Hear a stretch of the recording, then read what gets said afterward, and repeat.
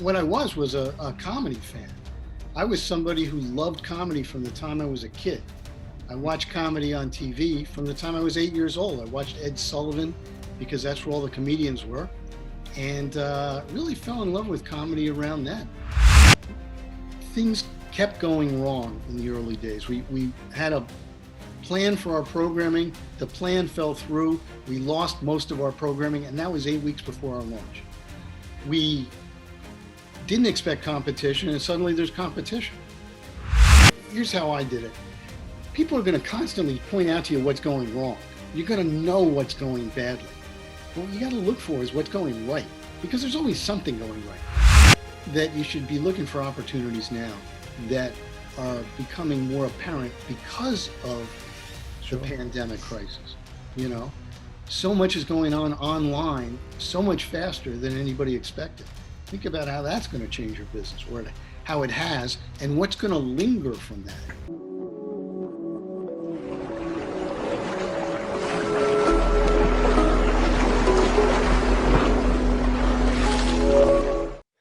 Masters, welcome to another episode of Path to Mastery. Today we are with Art Bell. Art, what's up, man? Hey, how you doing? I'm good. How you doing? Good, man. Looks like this is we tried to do this last week and had some tech issues, and it's good to have you back. Good to be back. Yes, sir. All right, and you are the author of Constant Comedy: How I Started Comedy Central and Lost My Sense of Humor, which That's you're right. gonna talk to us about, and just a little bit about you, and then you can fill in some gaps.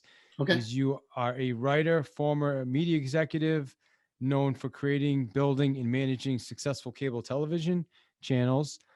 Your memoir, Constant Comedy: How I Started Comedy Central, Lost My Sense of Humor, was just published September 2020. Ulysses Press. I hope I said that right.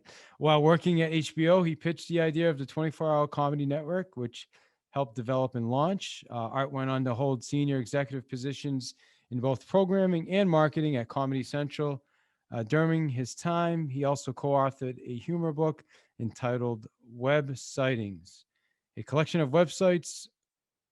No, we'd like to see a collection of websites. Yeah, there's no little exclamation. Oh, yeah. All right. Got it. Okay. We'd like to see. After leaving Comedy Central, Arthur became president of Court TV, where he was a guiding force behind one of the most successful brands. All right. Awesome. So anything else you want to tell us about? And you actually reside in Greenwich, Connecticut. Yeah, as we speak, I am here in Greenwich, Connecticut. Awesome. Cool. Well, anything else that we need to add to that, or it's pretty thorough? No, that's pretty up to date. I mean, I did some stuff after Court TV, but we can talk about that if you want later. Okay, cool. So let's jump right into your book, Constant Comedy: How I Got. Well, I know we touched a little on this last time. So Constant Comedy: How I Started Comedy Central and Lost My Sense of Humor. Yeah. Were you a comedian? I mean, were you ever a comedian? No, I was not a comedian. I wasn't even close to a comedian. What I was a comedy fan.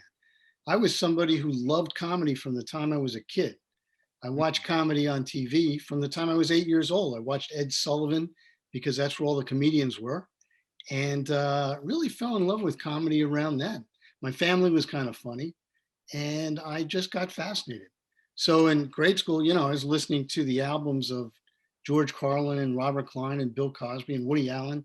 Those guys were putting out albums in those days. And then I got to high school and, stayed interested, did some actual comedy writing. I started a satirical underground newspaper in high school, which got me into a little bit of trouble, but that's comedy. You get into a little trouble now and then. And then when I got to college, I did some sketch comedy, a little bit of performing in theater, but I'm not a stand-up comic, never aspired to be a stand-up comedian.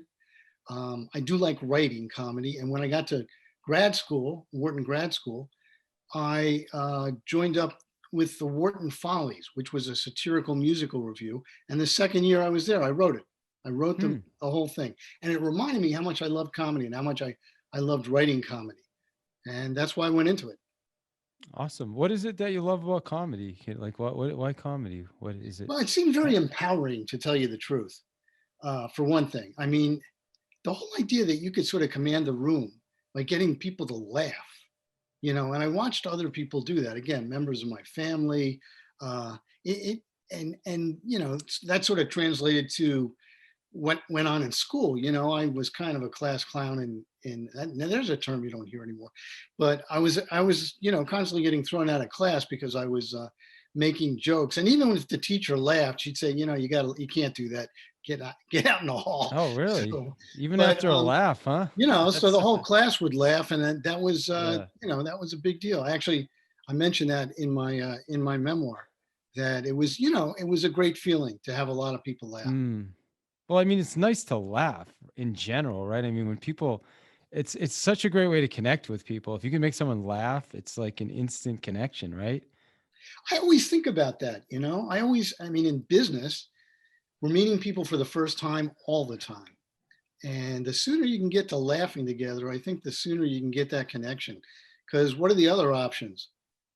Mm, talking about something sad? I don't think so. Or Yeah. just telling something nasty about yourself. Not nasty, but personal about yourself. That will connect you. But I think comedy's not comedy, but laughter is a great way to connect. I think that's why jokes were Mm. such a big deal in business, for our parents and 30s, 40s, and 50s and 1960s. Guys told jokes. That's what they did to make sure that they were accepted as salespeople or whatever. So we're gonna get into your book in your story in a minute. I'm curious. I mean, any do you have any favorites like comedians or anybody that you Well, I first saw Richard Pryor, who is, really my all-time favorite. I think he was just such a brilliant comedian for so many reasons. I first saw him when I was a kid, and he was on Ed Sullivan. I think it was his first appearance, and he was telling a story. He was like the skinny kid, and he was telling a story about how he got beat up on the playground and how he used to try and talk his way out of it and everything. And boy, that resonated with me and probably everybody else in the country, right? Because that's something we all deal with, the mm, playground. But I also noticed that he was talking about something pretty serious. He was talking about being a black guy in Peoria, Illinois, and going to school there. And it had its problems, and he was just terrific at it. And he went on to a brilliant career, as acting mm. and many, many incarnations of stand-up comedy, all of which I thought were terrific. And yeah, he's my favorite. I love some good comedy. I think he was a little before my time. I think Eddie Murphy was a big one. Well, Eddie Murphy owes a Uh, lot to Richard Pryor. That's the yeah, interesting thing about comedy that people don't think about. That the current comedians know the history. They know the old comedians. They know what came before them. And that was something I was proud of when I was working in comedy, that I really knew mm, the history. And that helped me kind of get accepted into the comedy community, because before that I didn't work in comedy. And I was suddenly surrounded by all kinds of people mm, who had spent a career in comedy. And I'm this new kid with some idea for a channel saying, hey, I'm here, like, what do I do? yeah, yeah. Well, I grew up with Jim Carrey, so it was amazing. Watching his stuff was just amazing. Yeah, he's great. Yeah. He's great. So you're at HBO, right? You bring the idea forward for this channel. They pretty much shut you down, right? But you Yeah, keep they, you keep moving they, forward. Tell us the story. I had the, I was playing with the idea in my head for a long time, probably from the time I started looking for a job after business school. I said, what I really want to do is work at a comedy network, but there isn't one. And I started thinking about what that would look like. Spent probably a few years mulling it, talking to my friends, talking to other people about it. And when I got to HBO, I said, okay, well, here's an opportunity, because it's not that big of a company. It's a new company. Everybody's young. This should be, something I can pitch here and maybe get a response. So I went and I pitched the head of programming. Her name was Bridget Potter. And I didn't know her. She was way up on the org chart compared to where I was. I was a financial and marketing analyst at that time. I had no relationship to programming. I went to her office and I sat down and I started to tell her my idea, which is, Bridget, I really think HBO should do a 24-hour, 7-day-a-week comedy network because, and she said, stop right there. That is the worst idea I've ever heard. Let me tell you why. Because nobody wants to watch a 24-hour comedy channel. And no comedians will be on a 24-hour comedy. Why would they want to be on a 24-hour?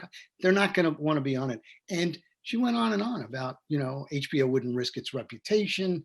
We don't, and nobody wants more cable channels. I mean, and then she ended up with, you don't know much about television or comedy, so thanks for stopping by. And I left her office. That was it. But by the time I got to the elevator, I knew she was wrong. I just knew in my heart she was wrong. There was going to be a comedy network, an all comedy network. And I thought it was silly that HBO wasn't going to claim the space.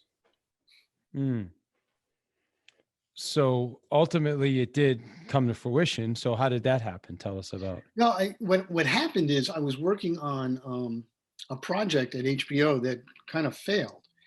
So I figured I was going to be out of a job, even though HBO said, hey, stick around, we like you, we'll find things for you to do. I figured, okay, this isn't going to last forever. And I started putting my resume together.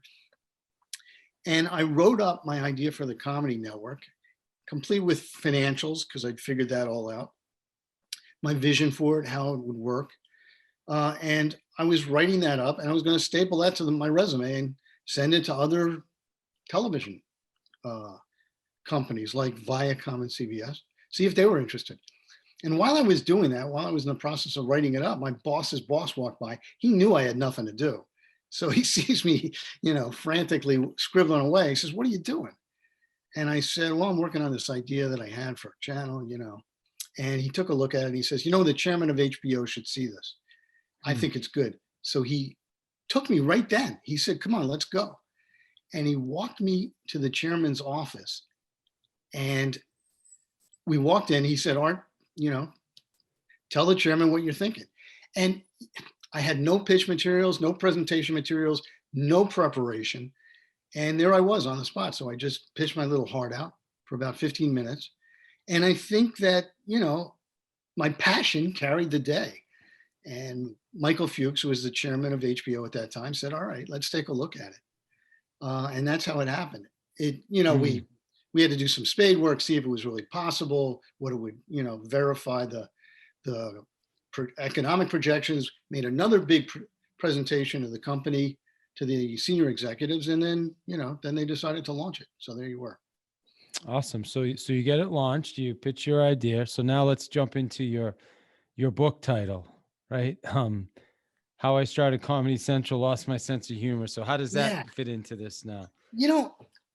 One of the reasons I wanted to write this book and wanted to get it out there is because, Comedy Central is it's going to be 30 years old next year. And I'm sure that people watch it now and think, man, this thing, it's always been around. It's always been successful. Wow, that's cool.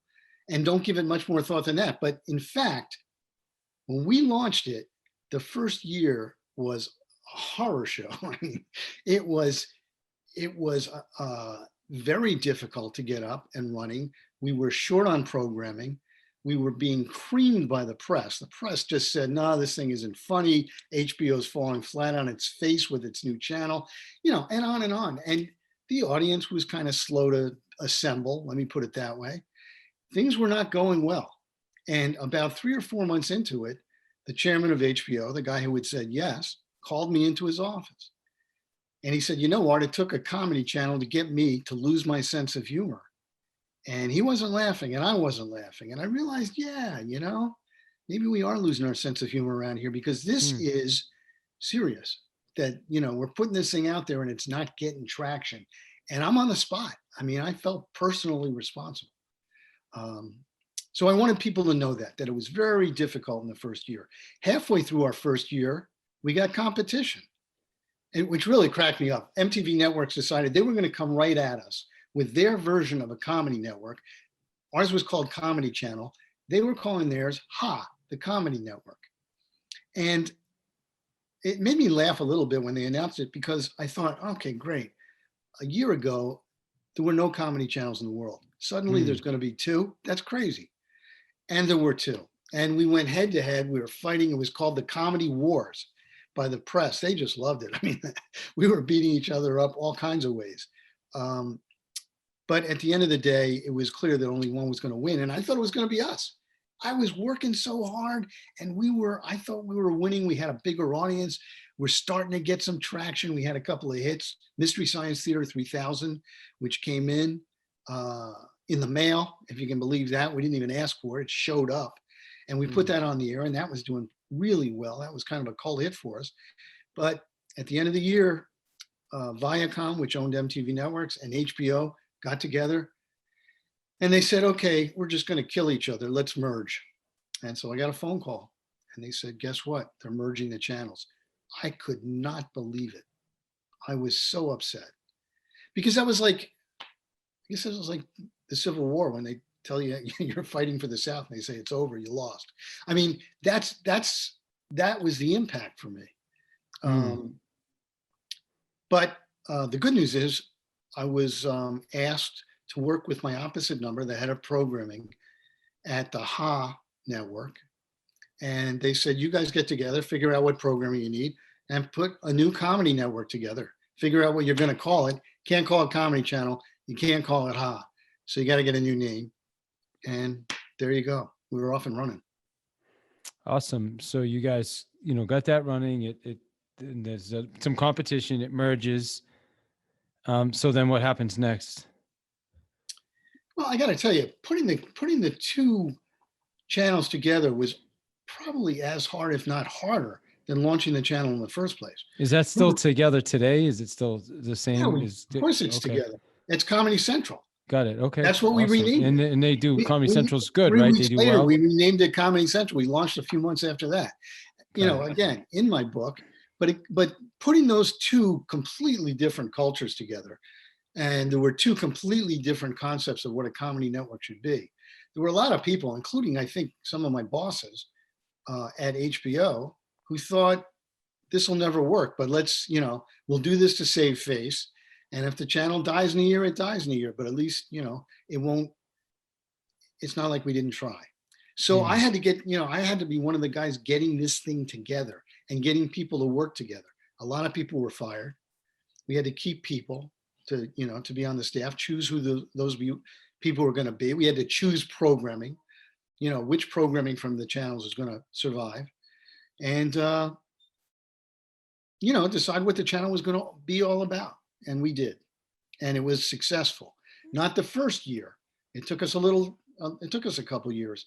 We finally found our footing. We got an audience. Turns out the audience was young and a little more male, which is a very tasty audience for advertisers because they have a very hard time getting young male audiences. It's either sports or nothing.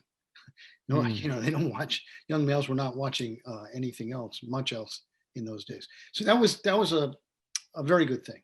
And our brand became edgy comedy for young adults. And that's what it was. Awesome.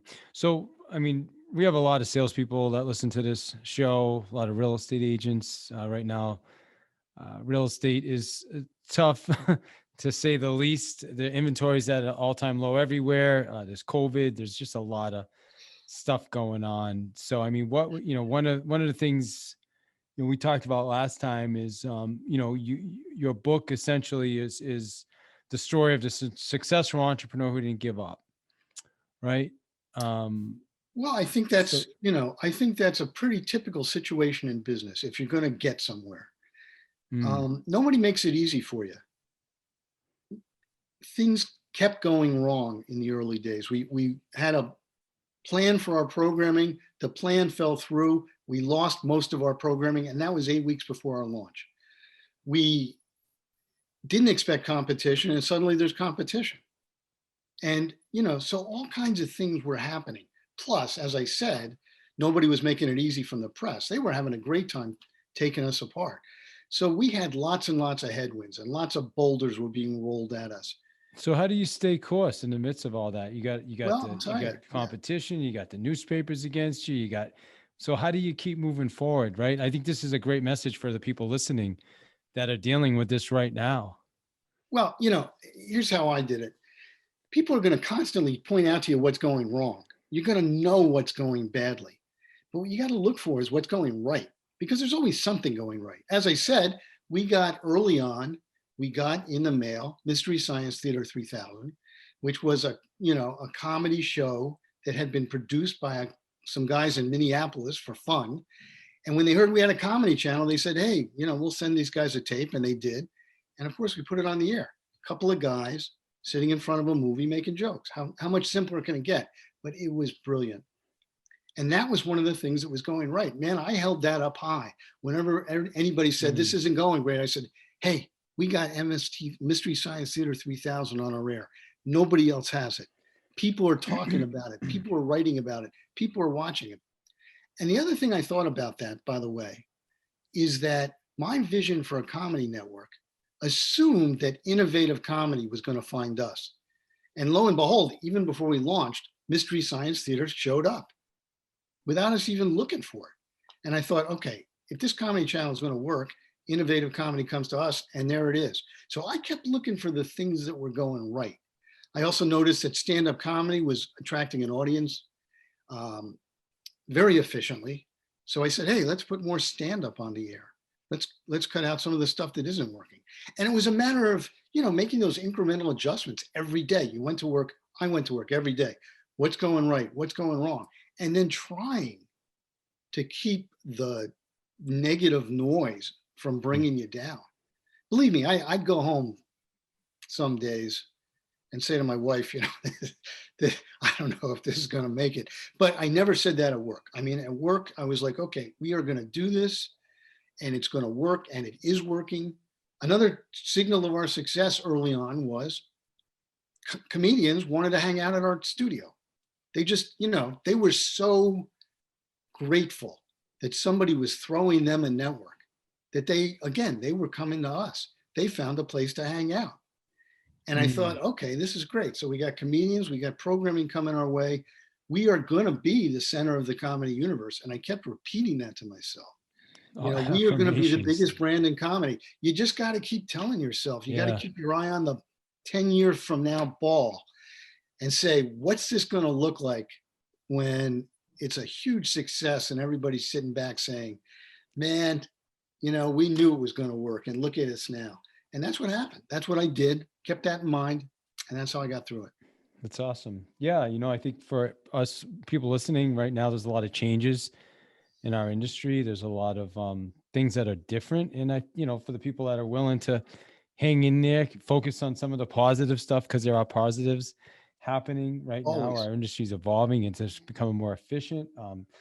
And also, I think the spring and the summer is going to be some massive, massive opportunities where confidence will start to come back in real estate, So I think a great message for people right now. Yeah. Just hang in there. Like you said, maybe, it's going to be all right. Know you're on the right path, and just, sometimes just everything cycles, right? Life cycles. Yep. You have up and down cycles. And, I'd add to that you should be looking for opportunities now that are becoming more apparent because of the pandemic crisis. So much is going on online, so much faster than anybody expected. Think about how that's going to change your business, or how it has, and what's going to linger from that, and how that can make a difference, and what the business opportunities are to build around that piece of it. I think you got to keep your eyes on that stuff. I love it. I mean, I've taken, I think my last 5 or 6 listings. I don't do as many listings as I used to. I just really do it just to stay sharp now. Done it virtually, right? I mean, through a Zoom meeting with people, sharing electronic. I mean, I'm actually falling in love with the business again because of how efficient it's becoming, and I love the technology, and it's cool. So yeah, I don't know that it'll ever go back to, to an extent we'll go back. I don't know if it'll ever go back to the way it was before. I doubt that we're going to get away from using technology the way we're using it now. However, I love it. I'm sorry, what were we going to say? I suspect that's true. One thing I would miss, though, I have to say, and one thing that I speak a lot about in my book, is collaboration, close collaboration, creative collaboration. The idea that you can be sitting around in a room with a bunch of people and coming up with ideas that you wouldn't be coming up with all by yourself. Now, is Zoom Is this technology going to replace sitting around the room with people? Maybe that, but is it going to To an replace bumping extent, into them in the halls? Is it going to replace sticking your head into their office when you come up with something, you say, hey, what do you think of this? I mean, all of those things that have been instrumental in my career, I think are very important. I hope that stuff comes back in some way, shape, or form. Maybe we'll go to 3-day work weeks, maybe there'll be less physical plant mm, around, less office space. But man, I'd hate to see everybody just stay home for the rest of eternity because that's not going to work either. well, it's interesting. I'm doing a presentation in February on the phone. I started my business using the phone back in 1986. And back then, there was no email, there were no cell phones, there were no GPS, right? It was you used pay phones or the phones that were at the office. Like that's the way it was. And we didn't miss a Right, beat, right? And right, now, right. I mean, if you lose this thing, it's like, your life's pretty much over these days. But it's evolution, man. And again, I feel like I don't know that we're going to go back to where we were before, as far as, But you know, uh, in your business, as in my business, there's a human element that you can't lose. sure. In my business, it's about telling stories ultimately. It's about making people laugh. And that can't be left to technology. It just can't. And in your business, I mean, there are aspects, and you know better than me, that you don't want to have, uh, take away the sales element. The ability to match a buyer to a seller is so important in the world, and that's Yeah. the role you guys play. You can't rely on artificial intelligence or the internet for that stuff. Yeah, I mean, to an extent, yes. Not in all situations, but yeah, I think there's these guys are working on. I know some guys that are working on this virtual reality technology that is like it's going to make a home tour like you're in the house, but you're sitting somewhere with a headset on. You know what I mean? It's pretty amazing. Inevitable, right? What the yeah. Inevitable. So yeah, I mean, are people going to sit around the office all day? Again, I don't know, but I agree with what you said. Is there's nothing like having a coffee with somebody, meeting someone in the hallway, sitting around having lunch with somebody. You know what I mean? Things like that. I don't think will ever go away. Very important. Um, all right, awesome. So how do people get a copy of your book, Art? Okay. My book is available in bookstores, and it's also available on Amazon. If you go to my website, which is artbellwriter.com, it'll take you right to where you have to go to buy my book. And you can also, check out some things I have there, some writing I've done. I do an interview with myself, which is pretty funny, and a blog. So I encourage people to go there, and I encourage people to read the book. I think it's a good behind the scenes story of how things get put together, new businesses get put together, and I think it's applicable to all businesses. Mm. One of the questions I ask is, I ask, well, you gave me one, but I'm going to ask you about fear of failure. You said the biggest challenge I can help your listeners overcome fear of failure. How do you help someone overcome fear of failure? Well, if you're going to come up with big ideas, if you're going to do something outstanding, if you're going to take chances, you have to understand that it's possible that you will fail.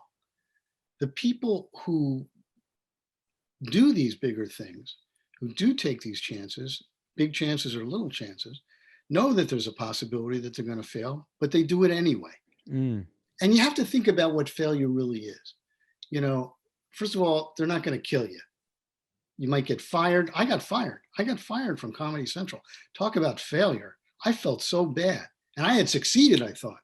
And I ended up getting fired because they brought new management in the mid 90s and said, okay, you guys, we'll take it from here.